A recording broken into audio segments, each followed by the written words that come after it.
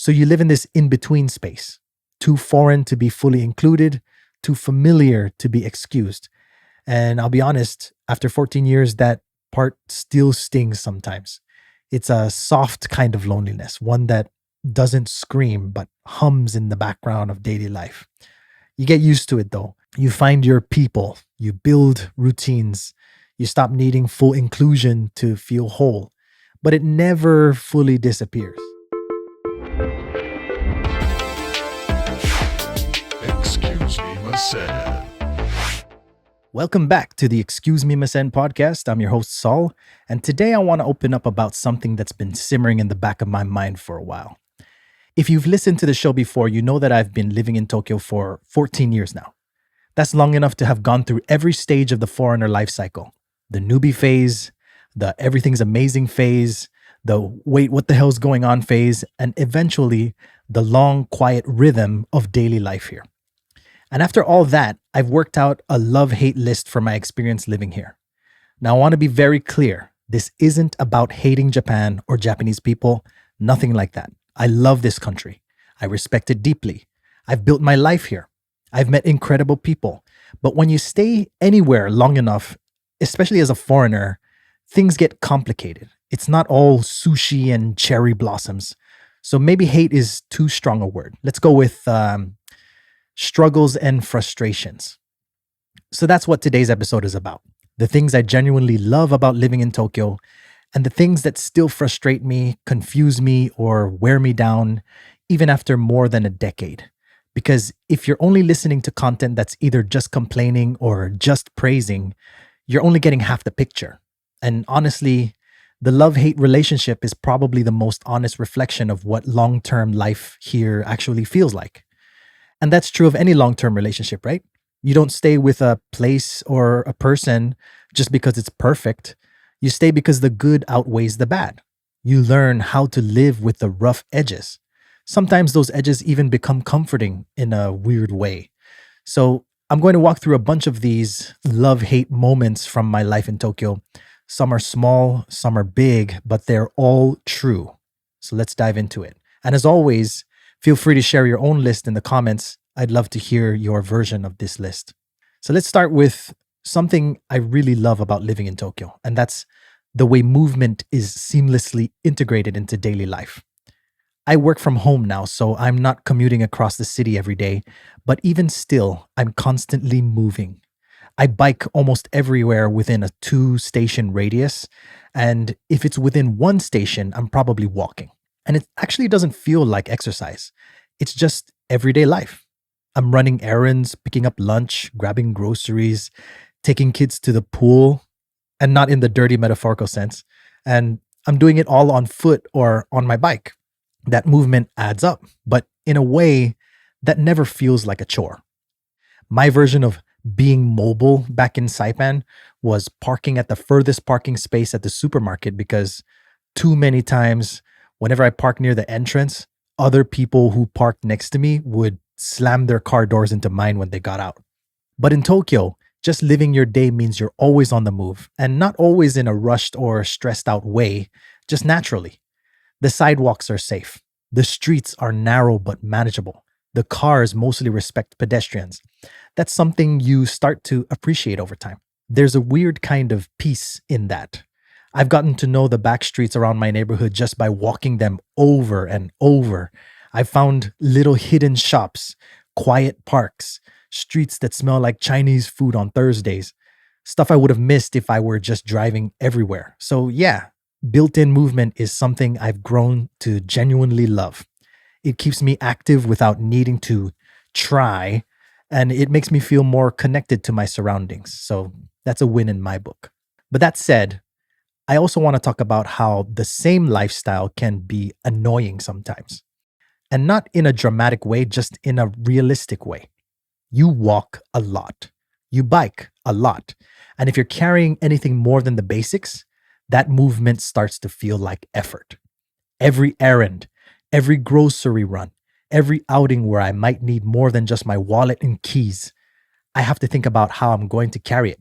Is it backpack, shoulder bag, bike basket, Will it get heavy? Will it throw off my balance on the bike? Do I really need to bring my camera and my laptop? Tokyo makes you think ahead like that because it's a walking city. Even for people who own cars, you're still walking a ton more than you would in the States. Most parking isn't directly at your destination. And for a lot of us, it's just easier to bike or walk, which is great. But when you're also carrying a lot, it can wear you out. And the time it hits the hardest? Summer, which is right now. Tokyo summers are intense, which is why I'm wearing this, which you may have seen in another episode in a different color. The heat is one thing, but it's the humidity that really gets you. And yes, Saipan is super hot as well, but Saipan isn't all concrete, glass, and steel that just radiates heat mist all day and into the first few hours of the night. The air just feels heavy here, and everything becomes stickier, sweatier, and more exhausting fast. There have been days I've walked one station over to get something simple and came home completely drenched. Like, not just warm, I mean, change your t-shirt and wipe you down your neck drenched. Which is why pretty much everybody here owns, at least the dudes, I don't know about the ladies, but you can get these body wipes from any supermarket, any drugstore. They have different brands, they have different types. Some people like the ones that are like have like a cooling effect, but for me, not so much. But anyways, I've learned to wear moisture wicking clothes for both inner and outer wear 24/7. So yeah, I've adapted. I figured out how to dress for it. I've got decent bags. I've got routes that I take to stay mainly in the shade. But that combo of heat, humidity, and carrying stuff while walking or biking, it's still one of those things that makes Tokyo life more physically demanding than people expect.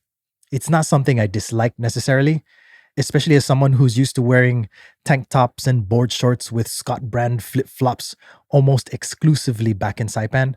But it's still one of those day to day challenges that I have to be aware of whenever summer comes around. And yeah, let's talk about something that genuinely makes living in Tokyo feel different from almost anywhere else I've ever been: the sense of safety. I know people say that all the time when they talk about Japan. It's become kind of cliche. But when you actually live here, and especially when you've lived here for over a decade, it stops being something you notice and starts becoming something you trust. And that's a big deal. For example, I can walk home at midnight or even 2 a.m. without thinking twice.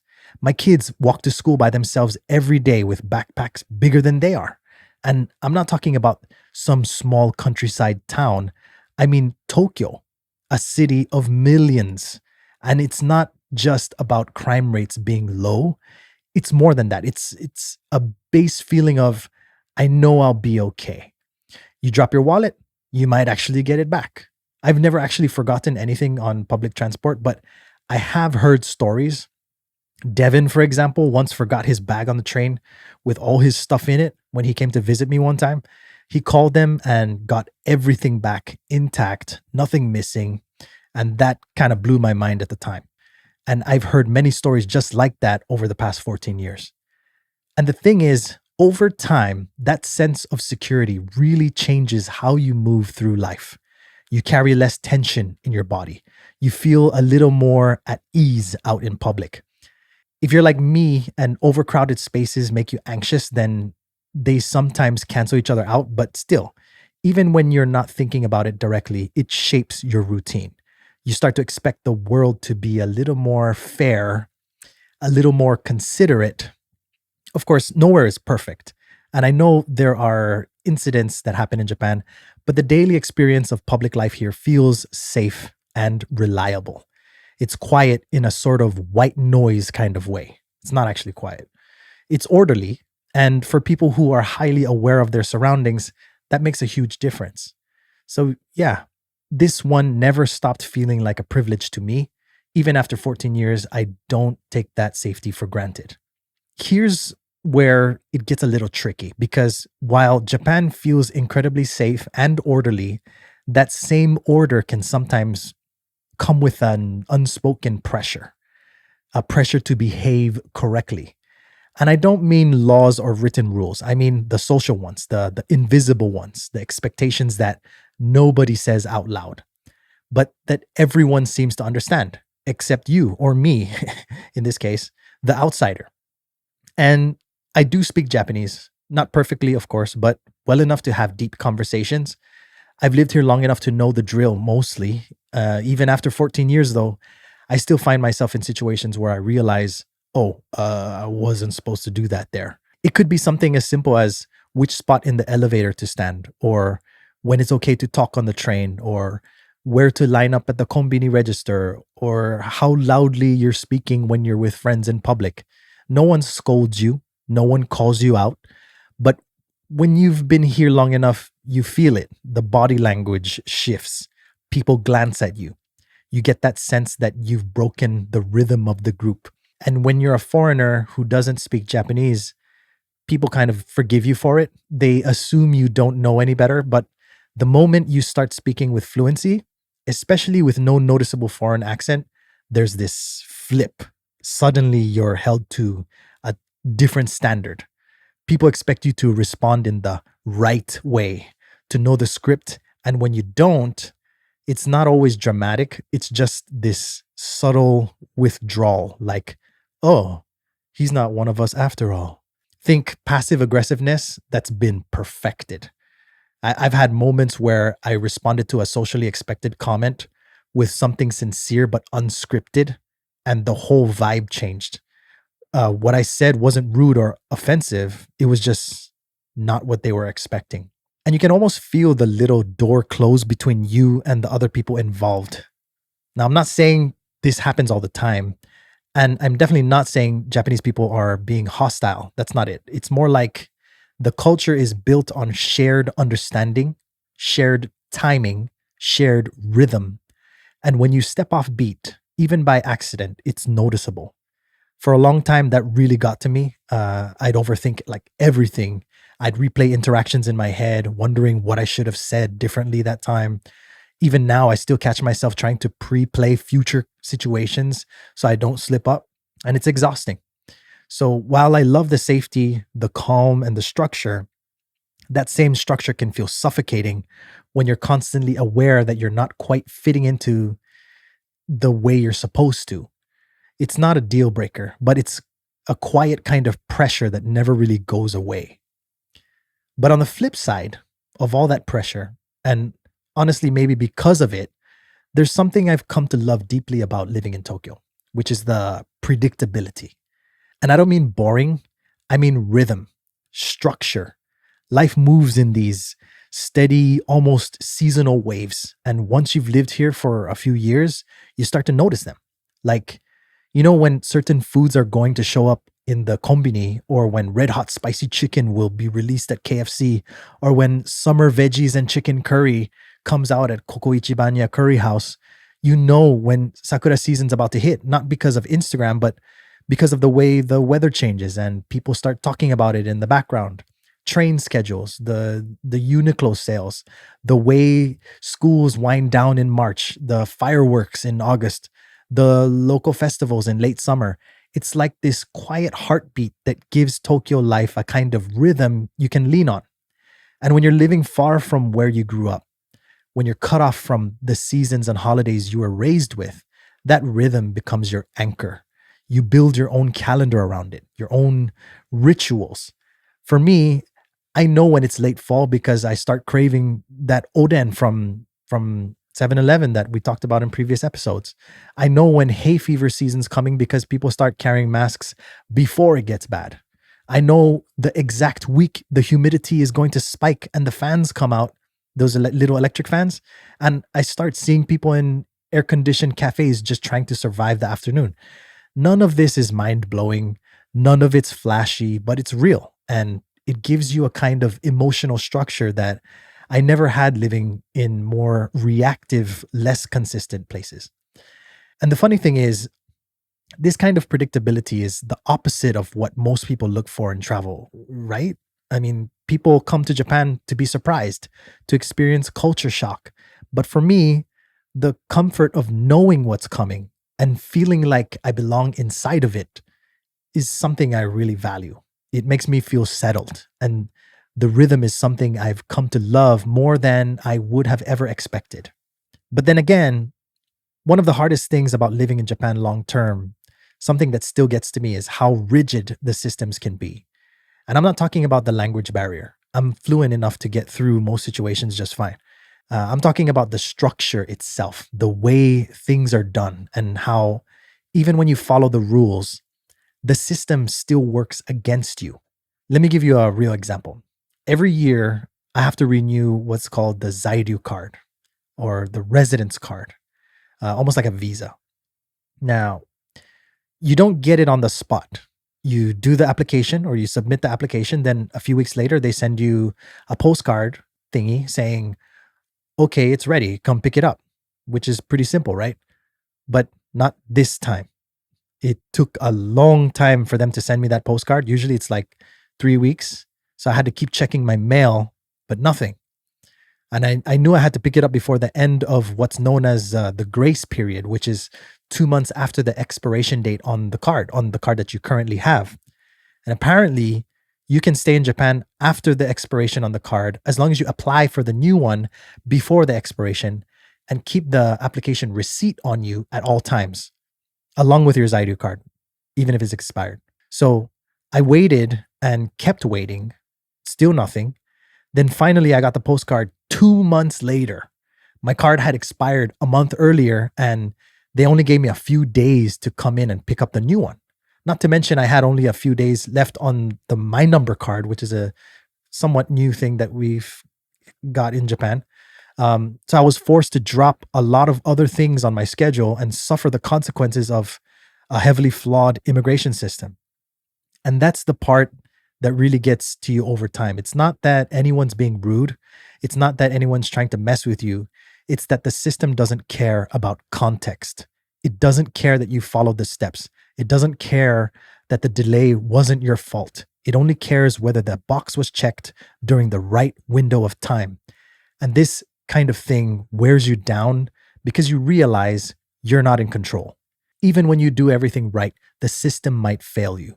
And I think that's the deeper frustration. It's not that the process is hard, it's that it's inflexible, even when it clearly doesn't make sense.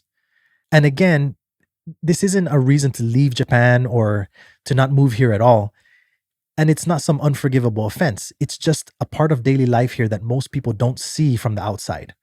But once you've lived here long enough, once you've dealt with enough of these moments, you start to brace for them. You start to expect that the system might not bend, even when it clearly should. Let me bring it back to something a little lighter, something I genuinely still enjoy, which is the kombini culture. I know this gets talked about a lot in videos and vlogs and travel guides, but even after living in Tokyo for 14 years, it still hits. I'm not over it. I still go to the kombini a lot, and not in some romanticized, oh my God, I'm living abroad kind of way, just because it's useful. It's convenient, right? Convenient. You got Lawson, 7-Eleven, Family Mart. I've got favorites depending on what I need.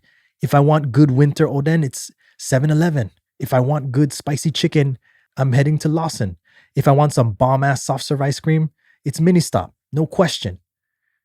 As you may or may not expect, the kombini becomes part of your daily rhythm. It's not just a place to grab food. You can pay your bills, send packages, receive packages, buy concert tickets, print documents, and even buy these special stamps called shunyu inshi, which self-employed people have to stick onto customer receipts that exceed 50,000 yen. They're even great as checkpoints to cool yourself off when riding your bicycle on those scorching summer days. And the thing is, they are everywhere, like ridiculously close to each other. I've said this before on the show, but there's a 7-Eleven, a Family Mart, and a Lawson near my place. And they're all within 1 minute, a 1 minute walking distance from the nearest one. You don't need to plan to go to one, you just go because that's part of the flow. And what really gets me is how reliable they are. It doesn't matter what neighborhood I'm in, whether it's urban, suburban, even in a little rural sometimes, the kombini just works. It's the same layout, same service tone, same general vibe. In a city that can sometimes feel overwhelming, that consistency becomes kind of comfortable. And yeah, the online world can overhype it. I've seen the YouTube thumbnails. Japan's convenience stores will blow your mind. But for those of us who actually live here, it's not hype. It's just part of life. Like, I'll be real with you. I'm not standing in front of the cooler staring at the egg salad sandwich thinking, wow, this is peak culture. I'm just thinking, this is quick, this is good, and I know it won't give me food poisoning. And that's the real magic. It's not that it's amazing, it's that it's consistently good, which in daily life ends up being more valuable than amazing, anyways. So, yeah, shout out to Combini Culture, still undefeated in my book. All right. So, this next one is kind of the flip side to the last chunk about Combini Culture. As much as I appreciate the consistency, speed, and politeness of service in Japan, something I still miss, even after all these years, is casual warmth. That small talk, that light banter, that moment of human connection that would otherwise be a basic transaction. In Tokyo, service is incredibly professional. People are polite, efficient, and rarely, pretty much never in my case, rude. But it's also very scripted. It's functional, predictable. You bow, they bow. You hand over your payment, they thank you. You take your receipt, they give you another bow, and that's it. No, how's your day going? Or, oh, I like your shirt. Or, man, it's hot today, huh? Just process complete. Thank you for your purchase. Goodbye. And I do think it's mostly a city thing, but I come from a culture where that little extra moment is the highlight sometimes. I used to love chatting with the tellers at First Hawaiian Bank in Saipan and Oahu, or just cracking a quick joke with someone behind the counter at the DMV. Those tiny random human exchanges, they don't exist here pretty much. And yeah, I get it. In Japan, people respect your space. And in Tokyo, there's so many people around that things need to be kept in motion. They don't overstep, they don't force friendliness on you. And honestly, there's something really peaceful about that. You're not expected to perform or smile or be on just to go buy a drink. But after 14 years, I still miss those unscripted moments, the ones that feel spontaneous, personal, slightly off script in the best way. That's not to say that it never happens, though. I mean, it does happen sometimes, rarely. And that's fine. It's not a complaint. It's just more like a quiet ache, a reminder that even after all this time, I'm still wired for a type of casual interaction that does happen here, but rarely. It doesn't ruin anything, but I notice it and sometimes I miss it. So let me balance things out with something positive because while I just talked about the lack of casual warmth in public service, I want to be very clear about something. I really genuinely respect the people here. Japanese people, especially the ones I've gotten to know over time, are some of the most thoughtful, intentional, quietly generous people I've ever met. And I say quietly on purpose. The kindness here isn't always loud or expressive. It's not the big gesture kind of kindness that gets posted on Instagram. It's subtle, it's embedded in routines, it's built into how people show up, not just for you, but for each other. Let me give you a few examples. Multiple times a year, my students give me small gifts from their parents, not for anything dramatic, just for helping their kids feel more confident in English. They don't say it to my face, they don't make big speeches. Sometimes the gifts come with handwritten notes, which I still keep to this day. I used to also have these annual barbecues for people to experience Saipan style cooking. And I always ask or hire a close friend like Robin from at Nomad Push on YouTube. You may or may not have seen the video he made where he actually came to one of my barbecues. I even asked Devin, who you likely know as a regular on this show, and he assists me. But every year, 2 to 3 families actually volunteer their cars for transporting all the stuff, despite the fact that I do receive payment for the barbecues. I don't accept their money ultimately, of course, but they don't know that until I push their money back at them when they try to pay me. Even now, when I volunteer to help with local events, I'll often see random people who aren't involved setting up chairs or wiping things down, even though they paid their dues. They bought their tickets. They're not obligated to do anything, but they do it because it's just part of how they participate in the group. That sense of shared responsibility runs deep here. And I think that's one of the things I've grown to admire most, this idea that your presence affects the group. So you quietly do what you can to keep the group comfortable. Sometimes that manifests as formality or restraint, but under the surface, it's care, it's awareness, it's people being considerate without needing to be noticed. It's very similar to the Pacific Islander culture in America, minus the politicians, of course. It's less about what's said and more about what's done, the gesture, the timing, the subtle understanding that you're part of something, even if no one says it out loud. That's why no matter how many little frustrations I go through, I always come back to this deep respect for the people I've met here. They've shaped how I move through life now, and I'm grateful for that. Now, this next one's a little heavier, and it's something that comes up in private conversations with other long term foreigners here more than it ever does in public. It's that feeling of being an outsider permanently.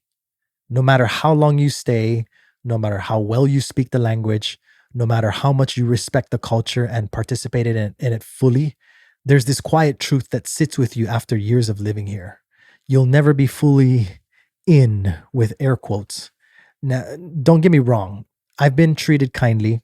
I've been accepted into communities. I've been trusted with people's children, invited to events, included in conversations I never thought I'd be a part of. But at the end of the day, I'm still seen as the Gaikokujin or Gaijin for short, a foreigner, and that label never really goes away. And I'm not even saying it's malicious. Most of the time, it's not. It's just there. It's built into the language, into the forms you fill out, into the way you're introduced to someone new, into the way people react when they hear you speak Japanese fluently, but with a face that doesn't match. I've had people compliment my Japanese and then ask how long I'm visiting for. I once experienced everyone in an entire train car moving to the next car over, leaving me completely by myself. And when I asked my Japanese friends why everyone did that, they took one look at my hair and my clothes and said, I look like a member of the Italian mafia. I don't know what those people look like, but apparently, I've even had women walking toward me on the same side of an empty street take one look at me and cross to the other side and continue walking. And again, none of that ruined my day. It didn't come from hate, but it reminds you you're different. You're being seen, labeled, and sometimes measured by a set of expectations you didn't ask for. There's also a weird flip side to this when you start speaking Japanese well. And that's when people stop treating you like a foreigner, when they expect you to know everything, the rules, the etiquette, the implied behaviors, the cultural scripts. And if you make a mistake, you're not gently forgiven anymore. You're just wrong because you should know better. So you live in this in between space, too foreign to be fully included, too familiar to be excused. And I'll be honest, after 14 years, that part still stings sometimes. It's a soft kind of loneliness, one that doesn't scream but hums in the background of daily life. You get used to it though. You find your people, you build routines, you stop needing full inclusion to feel whole, but it never fully disappears. I've learned to carry that feeling without letting it define me, but it's there. And if you're thinking of living in Japan long term, just know that this is something that might show up, not to scare you, just to prepare you. After all the ups and downs, the love, the frustration, the cultural static, one of the biggest reasons I've stayed in Tokyo this long is this. I've been able to build a life that actually feels like it's mine. It's not flashy. I'm not saying I'm living some dream life on Instagram, but over the years, I've carved out something that works for me. And that's a big deal when you're living in a country that wasn't built for your default settings. I work from home. I bike to get groceries. I've got routines that feel comfortable. I know the sounds of my neighborhood. I've got a few places where the staff recognize me, even if they don't say anything. I know when to expect the seasons to shift. I know how to read the energy of a room. I've adapted, not just to survive, but to settle in. And that stability, that freedom. I didn't always have that in other places. Even with all the things that are challenging about living in Japan, I've found this weird sense of emotional balance. Not comfort in the easy sense, but comfort in knowing how to navigate. I've learned when to hold back and when to speak up. I've learned to read the air without losing my own voice. And honestly, that's not something I could have learned anywhere else. Japan gave me the structure and the friction that forced me to grow in that way. And I'm not saying that I've mastered it, far from it. I still mess up. I still overthink things. I still have days where I wonder if I'm actually thriving or just coasting. But what I can say is that this life, this routine, this city, this way of moving through the world, it feels earned. Like I built it day by day, year by year. And to me, that matters more than belonging. It matters more than being seen as local. It matters more than getting everything right. It's not about fitting in, it's about finding your rhythm, even if it's slightly offbeat. So, after everything I've said, the good, the hard, the quiet frustrations, here's the truth. I've grown to love living in Tokyo, not in the surface level way people mean when they say, oh, Japan is amazing. I mean, in the earned way, the way you love something after you've lived with it long enough to see it clearly, flaws and all. Because honestly, it's not the perfect place, and it's definitely not the easiest place to live as a foreigner, but it's become my place. I've built a life here. I've figured out how to move through it. I know what to expect and where I still struggle. I know which battles are worth fighting and which ones I've just decided to let go. And sure, I still have my moments. I still get frustrated. I still have days where I feel like an outsider or where I feel like I did everything right and the system still backhanded me. But I also have days where everything flows, where the city makes perfect sense, where the kombini has the exact thing I didn't know I needed, where I sit at a red light on my bike, look around and think, damn, I'm still living in Japan. And I want to make something clear to anyone listening who's thinking about moving to Japan or trying to make it here long term. You don't have to love everything about a place to know it's right for you. You just have to love it enough and consistently enough to keep choosing it. And that's what I've done. I've chosen this place. And despite the occasional burnout, despite the systems, despite the unspoken rules, I still do. Because when I zoom out, I'm proud of the life I've built here. I'm proud of how much I've learned. I'm proud of how I've stayed grounded, even when it felt easier to leave or disengage or just float through. So, yeah, love it or hate it, both for me. And that's what makes it real. If you've lived in Japan or you're thinking about it, I'd love to hear your version of this. What do you love? What makes you hesitate? You can DM me on Instagram at XQS_podcast or reach out through the contact form on the website. Thanks for sticking with me today. Until next time, excuse me, Masana. See ya.